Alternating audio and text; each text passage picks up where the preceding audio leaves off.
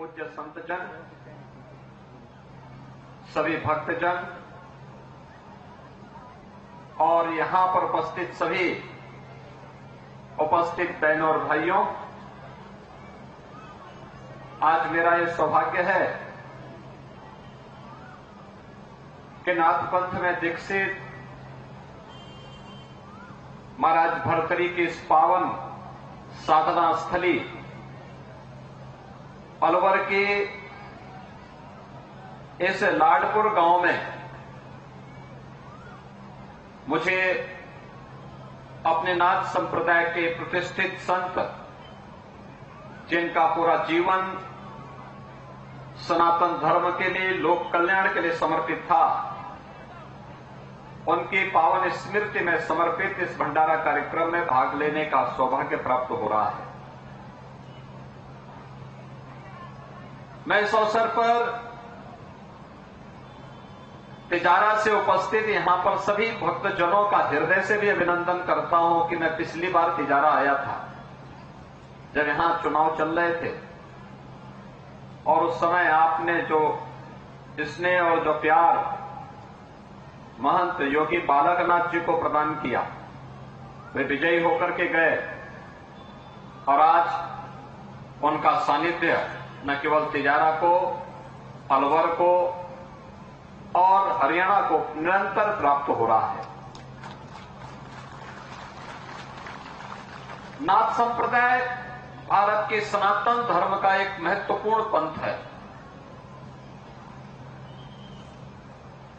अनेक उपासना विधियां भारत की सनातन धर्म के अंदर हैं। उनके दर्शन अलग हो सकते हैं, उनकी पद्धतियां अलग हो सकती हैं, लेकिन हम सब इस सनातन धर्म के एक पार्ट हैं, उसके हिस्से हैं। हमारे सारे कार्यक्रम सनातन धर्म के प्रति, भारत के सनातन परंपरा से जुड़े हुए आराध्य देवों के प्रति, ऋषि मुनियों, योगियों, सिद्धों, संतों के प्रति समर्पित है, क्योंकि हम सबका ये मानना है कि सनातन धर्म ही भारत की आत्मा है। भारत और सनातन धर्म एक दूसरे के पूरक हैं, दोनों को अलग करके नहीं देखा जा सकता है। सनातन धर्म अपने आप को भारत के साथ जोड़ करके चलता है। भारत मजबूत होगा, सनातन धर्म मजबूत होगा, सनातन धर्म मजबूत होगा तो भारत मजबूत होगा। और इस भाव के साथ लगातार हमारे पूज्य संतों की साधना, उनका समर्पण, लोक कल्याण के कार्यक्रम इसी अभियान के हिस्से हैं। इसी अभियान के तहत ये सारे कार्यक्रम चल रहे हैं। नाथ संप्रदाय की परंपराएं इसी बात को लेकर के चल रही हैं। सिद्ध संत योगी खेतानाथ जी महाराज ने अपना पूरा जीवन इन्हीं सब लोक कल्याणकारी कार्यों के लिए, यहां के उज्जवल भविष्य के लिए समर्पित किया था।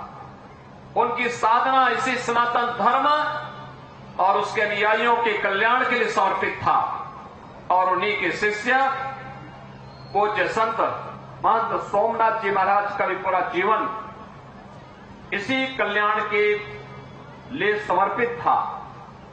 और आज यहां पर महंत दीपकनाथ जी महाराज ने अपने पूज्य गुरुदेव की स्मृति को जीवंत बनाए रखने के लिए इस भव्य भंडारा कार्यक्रम को यहां पर संपन्न किया है।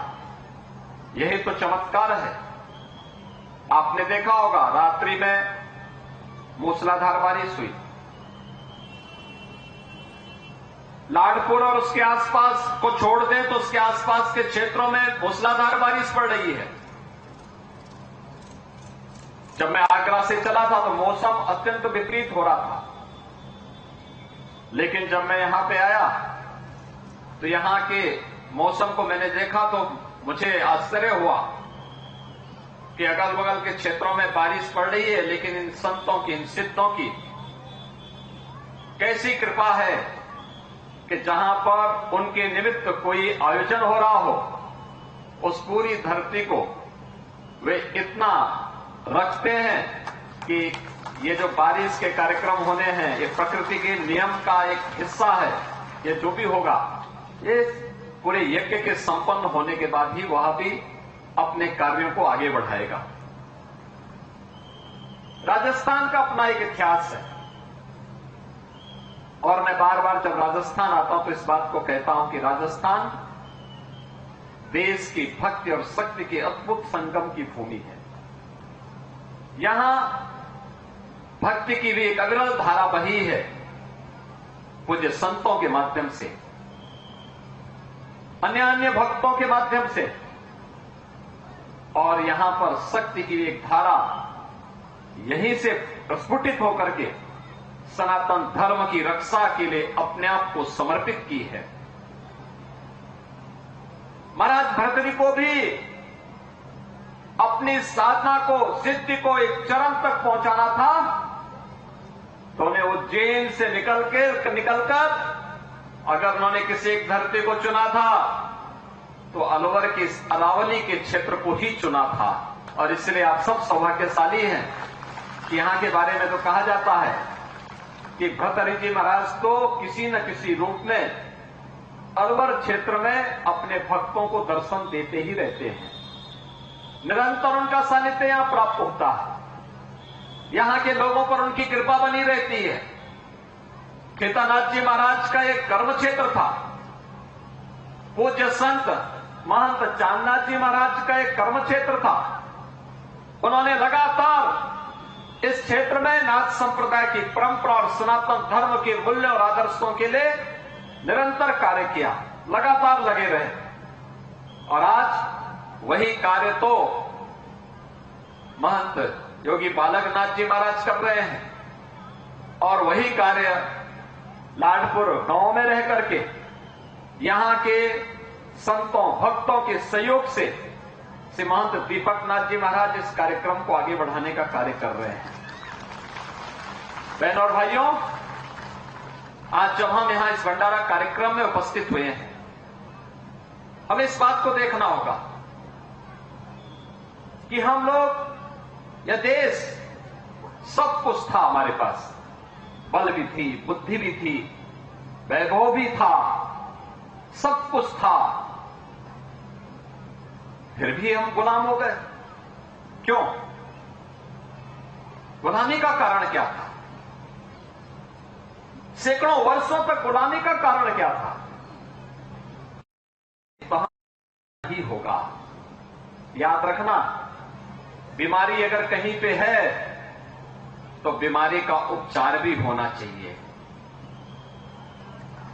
वही मनुष्य ज्यादा समय तक स्वस्थ रह सकता है जो बीमारी के होने के पहले ही बचाव कर ले। बचाव कर लिया तो उत्तम माध्यम, लेकिन अगर बचाव के बावजूद बीमारी आई गई तो समय से उसका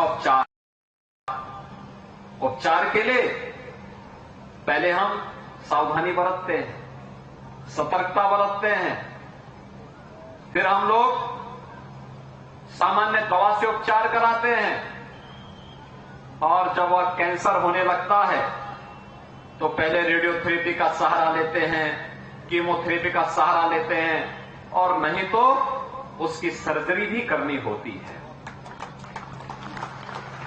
ये लगातार कभी कभी ये सभी चीजें एक साथ भी अपनानी पड़ती है, और इसीलिए हमें याद रखना होगा, हमारा जो कुछ भी है वह देश के लिए होना चाहिए, सनातन धर्म के लिए समर्पित होना चाहिए। हमारा व्यक्तिगत कुछ भी नहीं, हमारा व्यक्तिगत अस्तित्व कुछ भी नहीं। प्रधानमंत्री मोदी जी ने यही देशवासियों को कहा, एक भारत श्रेष्ठ भारत की जो परिकल्पना दी, ये इसी का हिस्सा है। पूरा देश उत्तर से दक्षिण, पूरब से पश्चिम एक स्वर में 140 करोड़ भारतवासी जब एक साथ बोलेंगे दुनिया आपके सामने झुकेगी। लेकिन अगर हम जाति के नाम पर, क्षेत्र के नाम पर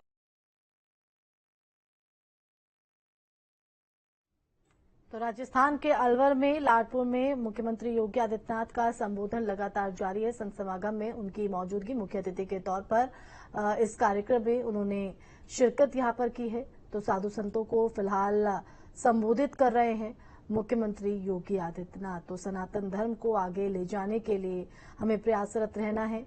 बाबा सोमनाथ की पुण्यतिथि पर यह कार्यक्रम आयोजित किया गया है। तो लाडपुर में संत समागम का आयोजन, जिसको संबोधित करते हुए मुख्यमंत्री योगी आदित्यनाथ सोमनाथ महाराज की 24वीं पुण्य स्मृति में ये आयोजन किया गया है।